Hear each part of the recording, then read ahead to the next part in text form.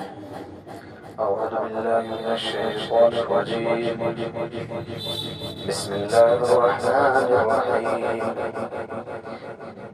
إذا جاء نصر الله والفتح ورأيت الناس يدخلون في دين الله أفواجا فسبح بحمد ربك واستغفره إنه كان توابا. سورۃ النصر مدنی ہے، نزول کے اعتبار سے 114ویں صورت ہے۔ اس سے پہلے 113 صورتیں نازل ہو چکی ہیں۔ صورتوں کے اعتبار سے، نزول کے اعتبار سے آخری صورت ہے،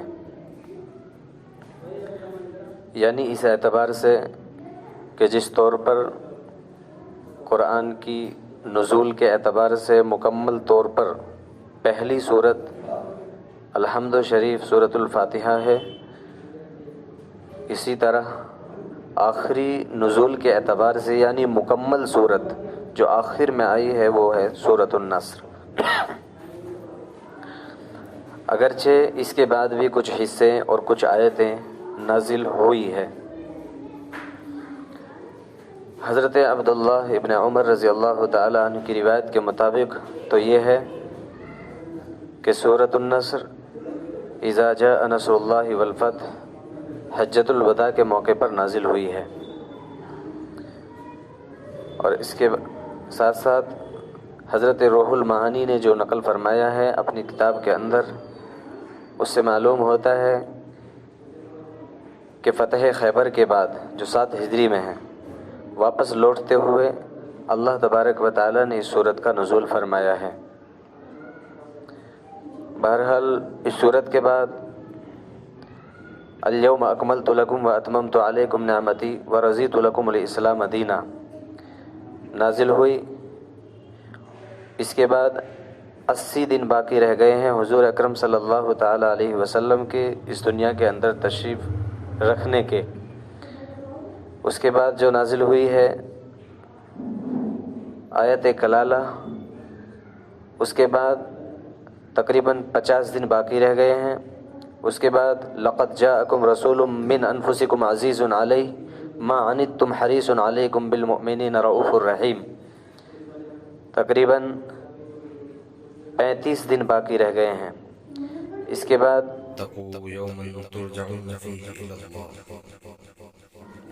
اس کے بارے میں یہ ہے کہ 21 دن کے بعد یا ایک روایت کے مطابق 7 دن کے بعد امام الانبیاء حضرت محمد الرسول اللہ صلی اللہ تعالی علیہ وسلم اس دنیا فانی سے رخصت ہو گئے۔ بہرحال ایک وقت تھا کہ امام الانبیاء حضرت محمد الرسول اللہ صلی اللہ علیہ وسلم کے 40 سال مکمل ہو رہے ہیں۔ آپ پر نبوت کی وحی کا شروعات ہے، پہلی وحی آپ پر نازل کی جا رہی ہے، یہاں تک کہ حالات اتنے بدلے کہ ایک وقت تھا کہ مکہ میں زندگی دوبر ہو گئی تھی، ایک وقت اب یہ آیا ہے کہ مکہ کی شاہی اور مکہ کی شہنشاہی آپ کو عطا کر دی گئی ہے۔ نبی اکرم صلی اللہ تعالی علیہ وسلم نے جب اللہ کا یہ پیغام لوگوں کو پہنچانا شروع کیا، اللہ تبارک و تعالیٰ کا حکم لوگوں کو سنانا شروع کیا، تو حالات آنے شروع ہو گئے۔ بہت کم لوگ ایمان میں داخل ہوئے، زیادہ تر لوگ ایمان میں نہیں آئے۔ مکہ کی یہ 13 سالہ زندگی کا دور شروع ہوتا ہے تو لوگ طرح طرح سے آپ کو تکلیفیں پہنچاتے ہیں، آپ کے خلاف باقاعدہ میٹنگ ہو رہی ہے، مشورے ہو رہے ہیں، دارالندوہ کے اندر باقاعدہ پلاننگ کیے جا رہے ہیں، کیا کیا جائے، کیسے اس معاملے کو روکا جائے۔ کوئی کہہ رہا ہے کاہن ہے، کوئی کہہ رہا ہے مجنوں ہے، کوئی ساحر بتا رہا، کوئی کہہ رہا ہے محمد صلی اللہ علیہ وسلم نعوذ باللہ یہ سب مال کے لیے کر رہے ہیں، کوئی اپنے اظہار خیال اس طور پر کر رہا ہے کہ یہ لڑکی کا مسئلہ ہے، کسی بڑے خاندان میں شادی چاہتے ہیں۔ بہرحال مال کا ہے، لڑکی کا ہے، بہت سی چیزیں یکے بعد دیگرے، یہاں تک کہ ایک واقعہ کل بھی آ گیا تھا سورۃ الکافرون کے تحت کہ یہاں تک کہ آخر میں آپ کو یہاں تک اس بات کے لیے تیار کرتے ہیں کہ ایسا کریں آپ ہمارے معبودان کی طرف ہاتھ ہی اٹھا دیا کرے، چھو لیا کرے، ہم آپ کے معبود کی پوجا کرنے کو تیار ہیں۔ لیکن بہرحال آپ کے خلاف پروپیگنڈا، آپ کے خلاف، مسلمانوں کے خلاف، یہاں تک کہ مجبور کر دیا گیا ہجرت حبشہ کی طرف ہجرت کرنے پر مجبور کر دیا گیا مسلمانوں کو۔ وہاں کی ہجرت ہوتی ہے، اب دوسری ہجرت ہوئی ہے مدینہ کی طرف۔ ایک وقت یہ آتا ہے کہ حضرت جبرائیل امین علیہ الصلاۃ والتسلیم آتے ہیں، عرض کرتے ہیں یا رسول اللہ صلی اللہ تعالی علیہ وسلم، یہ لوگ آپ کے نعوذ باللہ آپ کے قتل کے در پہ ہیں، نعوذ باللہ آپ کو ختم کر دینا چاہتے ہیں۔ اللہ تبارک و تعالیٰ نے ایک پلاننگ دیا ہے آپ کو، اور آج رات کو آپ کو نکل جانا ہے ہجرت کے لیے۔ ابو بکر صدیق رضی اللہ تعالیٰ عنہ کو ساتھ لینا ہے، غار ثور کے اندر آپ کو 3 دن قیام فرمانا ہے، وہاں سے آپ کو یثرب مدینۃ المنورہ کی طرف نکل جانا ہے۔ اللہ کے رسول صلی اللہ علیہ وسلم نے حضرت ابو بکر صدیق رضی اللہ تعالیٰ عنہ کے سامنے رکھا، اللہ کا ہجرت کا اہم حکم آ گیا ہے۔ فوراً جو ان کی زبان پر کلمات جاری ہوئے وہ تھے یا رسول اللہ میں بھی ساتھ جاؤں گا۔ اللہ کے رسول صلی اللہ علیہ وسلم نے ارشاد فرمایا ٹھیک ہے آپ ساتھ رہیں گے، فلاں وقت میں ہمیں نکلنا ہے۔ آپ حضرت ابو بکر صدیق رضی اللہ تعالیٰ عنہ، ایک شخص تھا عبداللہ بن اریقط، کافر تھا اس وقت، بعد میں ایمان قبول کیا ہے۔ طے کر لیتے ہیں اس سے کہ ٹھیک ہے آپ کو ہم 3 دن بعد، نکلنے کے 3 دن کے بعد غار ثور میں ملیں گے، وہاں سے اس جگہ سے نکالنا ہے اور ہمیں یثرب کا راستہ بتانا ہے، وہاں پہنچانا ہے۔ اس پر آپ کیا لیں گے؟ بہرحال 10 دینار طے ہوتے ہیں، 10 دینار آپ ہمیں دیں گے، ہم آپ کو راستہ بتا دیں گے، خفیہ راستے سے، جو عام راستہ نہیں ہے، جو آج جو راستہ ہے مکہ سے مدینہ کی طرف، یہی ہے وہ ہجرت کا راستہ، ہجرت ہی کے راستے پر آج بس چل رہی ہے۔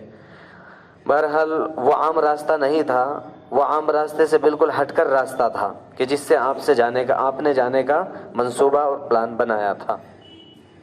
اللہ کے رسول صلی اللہ علیہ وسلم حضرت صدیق اکبر رضی اللہ تعالی عنہ کو لے کر دونوں حضرات غار ثور میں جا کر رکتے ہیں، وہاں پر ٹھہرتے ہیں۔ مکہ میں تو چونکہ آپ کے گھر کو رات سے ہی گھیرا ہوا ہے، لوگوں کو صبح کو معلوم ہوتا ہے کہ محمد صلی اللہ علیہ وسلم تو نکل چکے ہیں، بہرحال پیچھا کیا جاتا ہے، انعام لگایا جاتا ہے، جو شخص پکڑ کر لائے گا 200 اونٹ اس کو دیے جائیں گے۔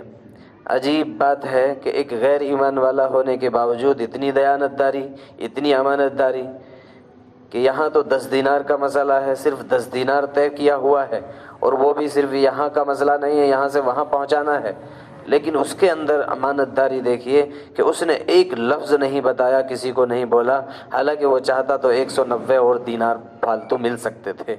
شاید اللہ تبارک و تعالیٰ کو اس کی یہی شاید اس کی جو ہے طریقہ، اور یہی اس کی بات اللہ کو شاید پسند آ گئی ہو، اللہ تبارک و تعالیٰ نے ہدایت کے فیصلے اس کے لیے فرما دیے، اللہ نے بہرحال اس کو ایمان عطا فرما دیا۔ بہرحال یہ نکلتا ہے، اللہ کے رسول صلی اللہ علیہ وسلم کے ڈھونڈنے کے لیے نکل رہے ہیں لوگ۔ اعلان کر دیا گیا، قبیلہ مخزوم کا ایک شخص تھا، بہت بڑا کھوجی تھا، نشان آدھے سے بھی کم اگر نشان مل جائے، ذرا سے سراغ لگا دیا کرتا تھا۔ اندازہ لگایا جا سکتا ہے کہ وہ بالکل غار کے جو ہے منہ پر پہنچ چکا ہے وہ شخص، تو ظاہر سی بات ہے اس کی عقل اور اس کے شعور تو بہت اعلیٰ درجے کا ہوگا کہ ایسے نشانات کی بنیاد پر بالکل غار تک وہ پہنچ چکا ہے۔ حضرت صدیق اکبر رضی اللہ تعالیٰ عنہ خوف کھاتے ہیں، ڈرتے ہیں، آپ تسلی دیتے ہیں لا تحزن ان اللہ معنا، ڈریے نہیں، اللہ ہمارے ساتھ ہے۔ آپ کو غم کیا تھا؟ آپ کو غم یہ تھا میرے آقا صلی اللہ تعالی علیہ وسلم کو تکلیف نہ پہنچ جائے، آپ کو پریشانی نہ ہو جائے۔ بہرحال آپ وہاں سے نکلتے ہیں غار ثور سے، اور آپ کو جو ہے مدینہ یثرب کی طرف بھیج دیا جاتا ہے، پہنچا دیا جاتا ہے۔ اللہ کے رسول صلی اللہ علیہ وسلم ہجرت کر کے مکہ سے مدینہ کی طرف چلے گئے ہیں۔ اب 8 سال گزرنے کے بعد 10,000 مقدس روحوں کے ساتھ رسول اللہ صلی اللہ تعالی علیہ وسلم مکہ کی طرف قدم بڑھاتے ہیں۔ بہرحال آپ آتے ہیں مکہ کی طرف۔ مکہ میں داخل ہونے سے بھی پہلے آپ قیام فرماتے ہیں اور اس کے اندر بھی کچھ عجیب سی طریقے اللہ کے رسول صلی اللہ علیہ وسلم ارشاد فرماتے ہیں، جس میں سے ایک یہ بھی تھا کہ الگ الگ چولہے سب لوگ اپنے اپنے بنائیں گے۔ بہرحال آپ ایک حکم یہ نافذ فرماتے ہیں، لوگوں میرے صحابہ مکہ کے اندر داخل ہونا ہے۔ مکہ کے اندر ایک شخص ہوگا، ایک صحابی کے ساتھ ایک فوج ہوگی، وہ فلاں گلی سے نکل کر کعبہ کی طرف پہنچے گا، فلاں صحابی کی معیت میں یہ فوج ہوگی، یہ لشکر ہوگا، وہ اس گلی سے نکل کر کعبہ کی طرف جائے گا۔ حضرت خالد ابن الولید رضی اللہ تعالیٰ عنہ جو ہے، ان کو بھی ایک لشکر ملتا ہے اور حکم ہوتا ہے آپ اس گلی سے فلاں گلی سے نکل کر کعبہ کی طرف جائیں گے۔ فتح مکہ کے موقع پر صرف 15 جانیں گئی ہیں، فتح مکہ کے موقع پر 15 جانیں گئی ہیں اور اس سے زیادہ کا نقصان نہیں ہوا، وہ بھی اس طور پر کہ حضرت خالد ابن الولید رضی اللہ تعالیٰ عنہ کو جب یہ حکم ملا کہ آپ کو فلاں گلی سے نکل کر کعبہ کی طرف بڑھنا ہے، آپ نکلے، لوگوں نے آپ کا راستہ روک لیا اور لوگوں نے کہا کہ ہم آپ کو جانے نہیں دیں گے، مکہ کے لوگوں نے۔ آپ نے فرمایا کہ دیکھو ہمیں جانا تو یہیں سے ہے، چونکہ ہمیں حکم ملا ہے، باقاعدہ میرے آقا رسول اللہ صلی اللہ علیہ وسلم نے حکم فرمایا ہے، مجھے یہاں سے ہو کر کعبۃ اللہ کی طرف جانا ہے۔ مجھے یہ بھی حکم ملا ہے کہ میں بوڑھوں کے اوپر حملہ نہیں کروں گا، عورتوں کو ستاؤں گا نہیں، بچوں پر حملہ نہیں کریں گے، اور اچانک سے یا بغیر کسی معاملے کے جو تلوار نہیں اٹھا رہا اس کے خلاف تلوار نہیں اٹھائی جائے گی۔ لیکن بہرحال یہ باتیں ہی ہو رہی تھی کہ ایسا تصادم ہوا کہ مکہ والوں کی طرف سے صحابہ کرام رضوان اللہ علیہم اجمعین میں سے 2 صحابی کو شہید کر دیا گیا۔ 2 صحابی کو جیسے ہی شہید کیا گیا، حضرت خالد بن الولید رضی اللہ تعالیٰ نے بہرحال حملے کا حکم دیا تو 13 کافروں میں سے 13 لوگ قتل کر دی گئی، یہ 15 جانے گئی ہے۔ بہرحال آپ پہنچتے ہیں، دوسرے قافلے بھی، دوسرے لشکر بھی دوسرے صحابہ کی معیت میں، خود امام الانبیاء حضرت محمد الرسول اللہ صلی اللہ تعالیٰ علیہ وسلم تشریف لاتے ہیں۔ لوگ بھاگ رہے ہیں، حمار بن اسود اور اسی طرح سے وحشی بن حرب، یہ بہت بڑے ظالم تھے رسول اللہ صلی اللہ علیہ وسلم کے لیے۔ بہرحال وحشی بن حرب یہ وہ ہے کہ جس نے حضور اکرم صلی اللہ علیہ وسلم کے چہیتے چچا حضرت حمزہ رضی اللہ تعالی عنہ کا شہید کرنے والا ہے اور ان پر بہت بڑا ظلم ڈھانے والا ہے۔ حمار بن اسود یہ وہ ہے کہ جو ابو العاص رضی اللہ تعالیٰ عنہ آپ کے بڑے داماد ہے، حضرت زینب رضی اللہ تعالیٰ عنہ کے خاوند، ان کے خاندانی چچا ہے یہ حمار بن اسود۔ بہرحال اس نے یہ کیا تھا کہ حضرت زینب رضی اللہ تعالیٰ عنہ جب ہجرت کر رہی تھی مکہ سے تو ان کے ہودج پر حملہ کیا تھا، ان کا پاؤں پکڑ کر نیچے کی طرف گرا دیا تھا کہ جس سے کہ آپ پتھر کے اوپر گری تھی، آپ حاملہ تھی اور اسی میں آپ کو تکلیف پہنچی تھی، اور اسی تکلیف کے معاملے میں یہاں تک کہ آپ بیمار رہتے رہتے آپ اس دنیا فانی سے رخصت ہو گئی تھی۔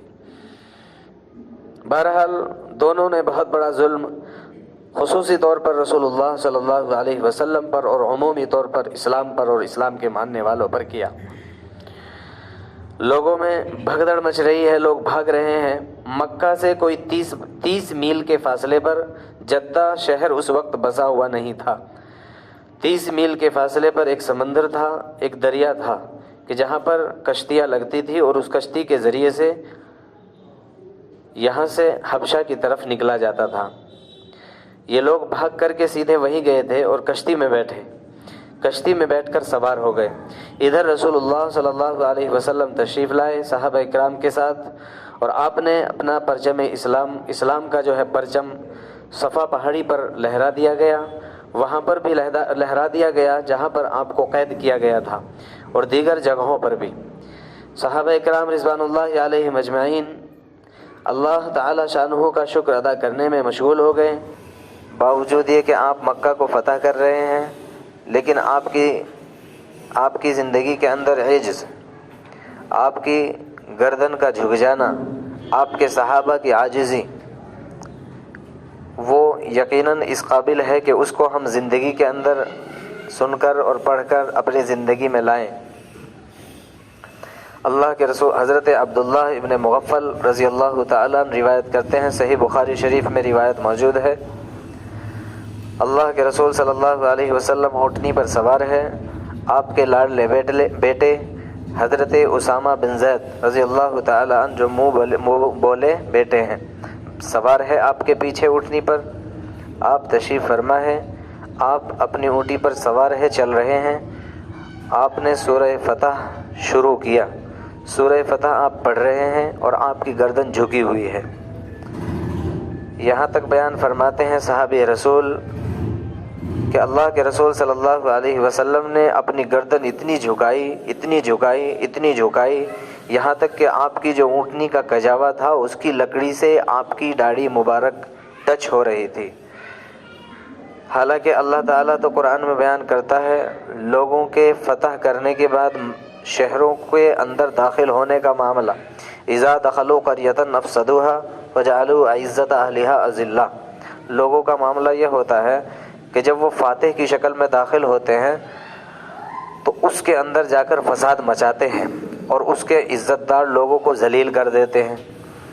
اللہ کے رسول صلی اللہ علیہ وسلم اس طور پر جب شہر کے اندر داخل ہوئے ہیں، فاتح کی شکل میں مکہ کو فتح کر کے داخل ہوئے، اللہ تبارک و تعالیٰ کے اس شہر کے اندر سب سے پہلے آپ جو ہے بیت اللہ میں داخل ہوئے، آپ نے نماز ادا کی، باہر نکلے دروازے پر کھڑے ہو گئے اور آپ نے خطبہ دیا، لوگوں کو ان کے جرم گنوائے، دیکھو تم نے ہمارے ساتھ یہ کیا تھا، تم نے ہمارے ساتھ یہ کیا تھا، تم نے ہمارے ساتھ یہ کیا۔ ایک وقت تھا کہ میں یہاں پر نماز پڑھ رہا تھا، تم ہی میں کے کچھ لوگ تھے کہ جو اوج لے کر آ گئے تھے، وہ گندگی میرے سر پر رکھ دیا۔ ایک وقت تھا کہ تم سے میں ریکویسٹ کر رہا تھا، درخواست کر رہا تھا، عثمان صرف 2 رکعت کی اجازت دے دو، 2 رکعت نماز پڑھنا چاہتا ہوں، تو مجھے بہت کڑوی باتیں سنائی گئی تھی۔ تو آپ کی عاجزی کا عالم یہ ہے، ان لوگوں کے ساتھ عام لوگ نہیں ہیں، کوئی عام شہر والے نہیں ہیں کہ جن سے آپ کا کبھی واسطہ ہی نہ پڑا ہو، لیکن وہ لوگ ہیں کہ جن کا آپ کا ایسا واسطہ پڑا ہے کہ دنیا بھر کے لوگوں سے ایسا واسطہ نہیں پڑا۔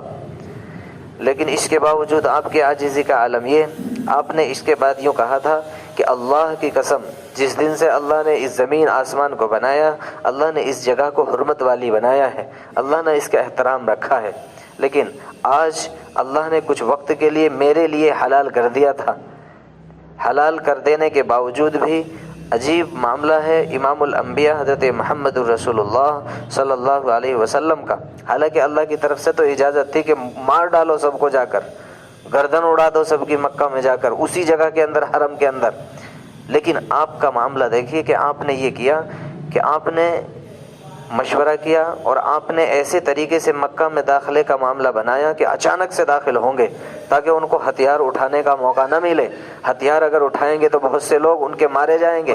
اللہ کی مدد کا تو فیصلہ آ چکا ہے، تو اللہ کی مدد تو اب مسلمانوں کے ساتھ ہوگی، فاتح تو ہم ہوں گے، لیکن بہرحال ان کی گردنیں اڑ جائے گی۔ اللہ کے رسول صلی اللہ علیہ وسلم چپکے سے آ کر داخل ہو گئے ہیں، اور یہی ہوا کہ وہ لوگ جو ہے اتنا بس ان کا نہ چل سکا کہ وہ ہتھیار اٹھا سکے، اٹھائے بھی کچھ لوگوں نے، تو اٹھائے تو وہ 13 لوگ جو ہے اس میں سے مارے بھی گئے۔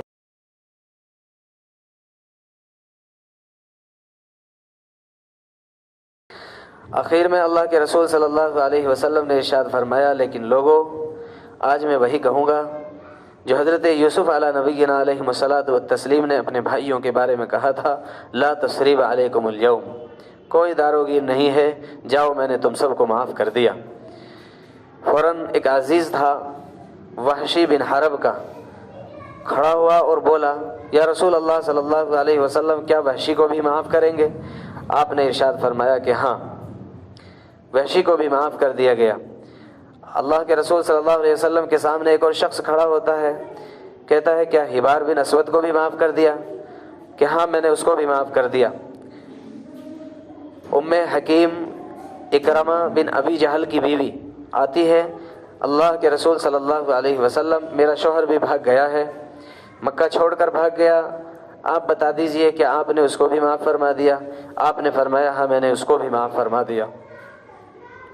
اللہ کے رسول صلی اللہ علیہ وسلم سے جب یہ الفاظ سنے تو وہ بولی کہ میرا شوہر جو ہے بالکل اطمینان نہیں کر پاتا اور اطمینان نہیں کر پائے گا، یا رسول اللہ کوئی نشانی دے دیجئے تاکہ اس کو یقین ہو جائے کہ آپ نے معاف کر دیا ہے۔ واقعی قربان جائے محمد الرسول اللہ صلی اللہ علیہ وسلم کی حلم پر، آپ کی برداشت پر، آپ کی معافی کے معاملے پر، کہ اللہ کے رسول صلی اللہ علیہ وسلم کو تو ضرورت نہیں ہے، ضرورت تو اس کو ہے، لیکن امام الانبیاء محمد الرسول اللہ صلی اللہ علیہ وسلم نے اپنی سر مبارک سے عمامہ شریف اتارا اور ام حکیم کو دے دیا کہ جاؤ یہ نشانی لے کر کے چلے جاؤ۔ لے کر گئی، اللہ کی شان وہ کشتی جو روانہ ہوئی تھی، دریا میں طوفان آیا اور کچھ ہی وقفے کے بعد وہ کشتی واپس آ گئی مکہ کی طرف۔ واپس آتے ہوئے دیکھا، اکرمہ بن ابی جہل نے دیکھا میری بیوی کنارے پر کھڑی ہے، کچھ اور بھی لوگ ہیں، بہرحال تو نہ معلوم کیا کیا کس کس طرح کے خیالات اس کے ذہن میں آنے لگے۔ کیا ہوا؟ شاید عورتوں پر بھی ظلم ہونے لگا ہے، شاید انہوں نے عورتوں کے ساتھ بھی کچھ معاملہ کیا ہوگا۔ وہ آیا، آ کر کے جو ہے اس نے کہا تمہارے ساتھ کیا ہوا؟ کیا تم پر ظلم ہوا ہے؟ کیا تمہیں معاف کر دیا گیا ہے؟ کہنے لگی کہ نہیں، صرف وہاں پر معافی ہے، معافی کے علاوہ وہاں پر کچھ نہیں ہے۔ میں نے دیکھا ہے اللہ کی قسم ان لوگوں کو کہ جو فاتح کی شکل میں اللہ کے اس گھر کے اندر اور اس حرم کے اندر اور اس جگہ کے اندر کہ جہاں پر ظلم کے پہاڑ توڑ دیے گئے تھے، ظلم اپنی انتہا کو پہنچا دیا گیا تھا، یہاں پر داخل ہو رہے ہیں اور وہ میں دیکھ کر کے آئی ہوں۔ اللہ کے گھر کے غلاف کو پکڑ کر وہ رو رہے ہیں۔ اللہ کی قسم ان جیسے لوگ ہم نے نہیں دیکھے، اللہ کی قسم معافی کے علاوہ محمد رسول اللہ صلی اللہ علیہ وسلم نے کچھ نہیں کیا۔ کہنے لگا نہیں، مجھے لگتا ہے شاید کوئی نئی چال تو نہیں ہے۔ فوراً اس نے عمامہ نکالا اور اس کے سامنے کیا کہ دیکھو محمد رسول اللہ صلی اللہ علیہ وسلم نے یہ نشانی بھی دی ہے۔ بہرحال اللہ تبارک و تعالی نے اب جو کہ نبوت کا مقصد اور رسول صلی اللہ تعالی علیہ وسلم کی رسالت کا مقصد مکمل ہو رہا ہے، تورات شریف کی پیشین گوئی مکمل ہو گئی ہے۔ تورات شریف میں ارشاد فرما دیا گیا تھا کہ جو اب سے کچھ زمانہ پہلے جو نسخے چھپتے تھے تورات شریف کے، اس میں بھی لکھا جاتا تھا کہ آخری پیغمبر محمد رسول اللہ صلی اللہ علیہ وسلم 10,000 مقدس روحوں کے ساتھ کوہ صفا سے اعلان کرے گا، مکہ میں داخل ہوگا۔ اب ان لوگوں نے جو بعد کے نسخے ہیں، آج بھی جو نسخے ہیں، اس میں 10,000 کو 10 لاکھ کر دیا گیا ہے تاکہ یہ محمد صلی اللہ علیہ وسلم پر اور آپ کے صحابہ پر صادق نہ آئے۔ بہرحال رسول اللہ صلی اللہ علیہ وسلم کو اب اعلان آتا ہے، حکم آتا ہے اذا جاء نصر اللہ والفتح۔ بعض حضرات نے تو فرمایا کہ خیبر سے واپسی پر، فتح خیبر کے بعد یہ نازل ہوئی ہے، بعض حضرات نے فرمایا ہے حجۃ الوداع کے موقع پر نازل ہوئی۔ اس کا جواب بعض حضرات نے یہ بھی فرمایا ہے کہ حجۃ الوداع کے موقع پر چونکہ آپ نے اس کو پڑھا ہے، تلاوت فرمایا ہے، اس لیے بعض حضرات کو لگا ہے شاید یہ آج ہی نازل ہوئی۔ جب یہ آیت کریمہ نازل ہوئی، بہت سے صحابہ کرام کا مجمع تھا، مجلس تھی۔ حضرت عمر فاروق رضی اللہ تعالیٰ عنہ، سیدنا صدیق اکبر رضی اللہ تعالیٰ عنہ اور باقی صحابہ، حضرت عباس رضی اللہ تعالیٰ عنہ رونے لگے۔ فرمایا تھا اللہ کے رسول صلی اللہ علیہ وسلم نے، عباس تمہیں کیا ہوا؟ تمام صحابہ خوشیاں منا رہے ہیں، آپ رو رہے ہیں۔ یا رسول اللہ صلی اللہ علیہ وسلم، اس میں آپ کی اس دنیا سے رخصتی کا معاملہ پوشیدہ ہے۔ اللہ کے رسول صلی اللہ علیہ وسلم پر اور امت پر 9 ہجری میں حج فرض ہوا ہے۔ 9 ہجری میں حج فرض ہوا، آپ نے ارشاد فرمایا تھا کہ میں اس سال حج نہیں کروں گا۔ حضرت سیدنا صدیق اکبر رضی اللہ تعالی عنہ کو امیر الحجاج بنا کر آپ نے رخصت فرمایا ہے۔ آپ نے حج نہ کرنے کا ارادہ اس لیے ظاہر فرمایا تھا کیونکہ یہ سال لوگوں کے جوک در جوک آنے کا تھا۔ وَرَأَيْتَ النَّاسَ يَدْخُلُونَ فِي دِينِ اللَّهِ أَفْوَاجًا، آپ دیکھیں گے لوگ داخل ہوں گے دین میں، اللہ کے دین میں فوج در فوج۔ لہذا آپ نے فرمایا تھا کہ لوگ آئیں گے، جماعتیں آئیں گی، وہ مجھے یہاں پر نہ پا کر پریشان ہوں گے، اس لیے میں اس سال حج نہیں کروں گا۔ آپ وہاں پر رہے ہیں، اسی لیے اس سال کو 9 ہجری کو عام الوفود فرمایا جاتا ہے۔ عام الوفود، وفود کا سال۔ بہرحال یہ وفود آئے ہیں اس سال۔ اس کے بعد 10 ہجری میں آپ نے جو ہے حج فرمایا ہے۔ 11 ہجری ربیع الاول کے مہینے میں رسول اللہ صلی اللہ علیہ وسلم اس دنیا فانی سے رخصت ہو گئے ہیں۔ اذا جاء نصر اللہ والفتح، جب آئی اللہ کی مدد اور فتح سے مراد فتح مکہ ہے۔ وَرَأَيْتَ النَّاسَ يَدْخُلُونَ فِي دِينِ اللَّهِ أَفْوَاجًا، اور تو دیکھے گا لوگوں کو کہ وہ داخل ہوں گے اللہ کے دین میں فوج در فوج۔ فَسَبِّحْ بِحَمْدِ رَبِّكَ وَاسْتَغْفِرْ، سو آپ اللہ کی اپنے رب کی حمد کے ساتھ تسبیح کیجئے اور استغفار کیجئے، إِنَّهُ كَانَ تَوَّابًا، یقیناً وہ بخشنے والا ہے۔ اس کے بعد اللہ کے رسول صلی اللہ علیہ وسلم نے اپنی عبادت کو اور زیادہ بڑھا دیا تھا۔ ان آیات کے نزول کے بعد صحابہ کرام فرماتے ہیں کہ ایسی عبادت میں مشغول ہوئے کہ آپ کے پاؤں پر ورم آ جایا کرتا تھا۔ آپ نے فسبح بحمد ربک واستغفر ہمیشہ کرنا اس طور پر شروع کیا کہ سورۃ النصر ہمیں کچھ سبق سکھاتی ہے۔ انہ کان عبدا شکورا، حضرت نوح علیہ الصلوۃ والتسلیم کی اللہ نے تعریف بیان فرمائی ہے۔ کیوں؟ شکر گزاری کرنے والا بندہ تھا وہ ہمارا۔ کیسی شکر گزاری کرتا تھا؟ ایسی کہ جب وہ کھانا کھاتا تھا تو کہتا تھا اللہ تیرا شکر ہے، کھانا تو نے دے دیا، اگر تو چاہتا تو بھوکا بھی مار سکتا تھا۔ جب وہ پانی پیتے تو کہتے اللہ تیرا شکر ہے تو نے پانی پلا دیا، اگر تو چاہتا تو مجھے پیاسا بھی رکھ سکتا تھا۔ کپڑا پہنتے تو کہتے اللہ تیرا شکر ہے تو نے مجھے کپڑا دے دیا، تو چاہتا تو مجھے ننگا بھی گھما سکتا تھا۔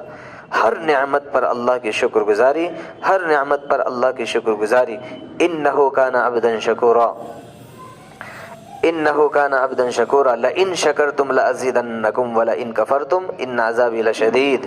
اللہ نے ایک اصول ضابطہ ارشاد فرمایا ہے، اگر تم شکر گزاری کرو گے تو میں بڑھا دوں گا، نعمتوں میں اضافہ کر دوں گا۔ ولئن کفرتم، اور اگر تم نے ناشکری کی، ان عذابی لشدید، تو پھر میرا عذاب بہت سخت ہے، جب پکڑ آتی ہے تو کوئی بچانے والا نہیں ہوتا۔ حضرت ایک بہت بڑے اکابر علماء میں سید میاں اصغر حسین رحمۃ اللہ علیہ گزرے۔ حضرت مولانا مفتی شفیع رحمۃ اللہ علیہ نے ان کا واقعہ ارشاد بھی فرمایا ہے کہ ایک موقع پر بخار ہو گیا، بخار ہوا تو ہم ان کی عیادت کے لیے گئے۔ عیادت کے لیے جب وہاں پہنچے تو حضرت کیسی طبیعت ہے، حضرت کیا ہوا؟ حالانکہ بہت تیز بخار تھا، بہت پریشانی محسوس ہو رہی تھی ظاہری اعتبار سے، لیکن آپ کی زبان سے ہم نے بہت سارے الفاظ سنے۔ ہم تو بیٹھ گئے اور آپ بیان کرنے لگے۔ آپ کہنے لگے دیکھو میری آنکھیں جو ہے یہ اللہ نے نعمت دی ہے مجھے، اور یہ میری آنکھیں بہت اچھا کام کر رہی ہے، بالکل صحیح دیکھ پا رہا ہوں۔ مجھے اللہ نے عقل دی ہے، عقل صحیح کام کر رہی ہے۔ اللہ نے ہاتھ دیے ہیں، ہاتھ صحیح کر رہے ہیں، پاؤں صحیح چل رہے ہیں، ساری چیزیں ہیں، دماغ ہے، عقل ہے، شعور ہے، ایمان ہے، اتنی نعمتیں، بہت دیر تک تو نعمتیں گنواتے رہے، اور اس کے آخر میں آپ نے کہا بس تھوڑا سا جو ہے بخار ہو گیا ہے، بس تھوڑا سا بخار ہو گیا ہے، یہ بھی دفع ہو جائے گا انشاءاللہ، اللہ اس میں بھی جو ہے شفا عطا فرما دیں گے۔ تو بہرحال یہ ہے کہ ہم نعمتوں کی قدر کرنے والے بنیں، اللہ کی شکر گزاری کو سکھایا جا رہا ہے۔